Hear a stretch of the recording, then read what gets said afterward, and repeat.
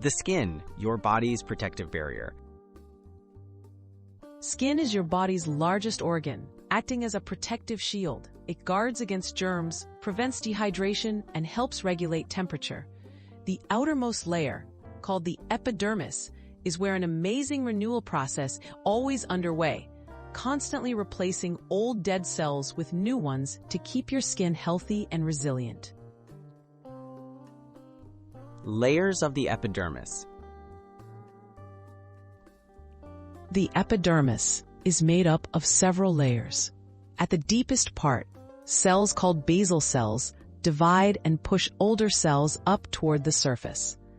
As they move upward, these cells gradually change, gaining strength and losing their nuclei, until they become part of the tough, protective outer layer of skin.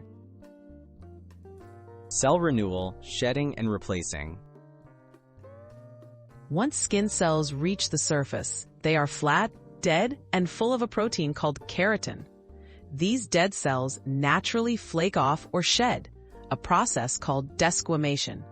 Meanwhile, new cells are already forming and rising up from below, ensuring the outer surface never wears thin. Timing the epidermis regeneration cycle.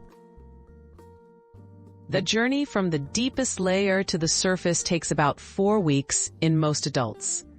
This cycle means your skin is constantly renewing itself. Factors like age, nutrition, and skin health can influence how quickly or efficiently this cycle runs. But the process is always active. Why skin regeneration matters.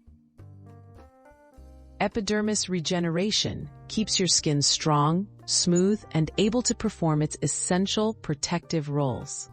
If the process is disrupted by injury or disease, the skin's barrier weakens, leading to issues like infections or irritation.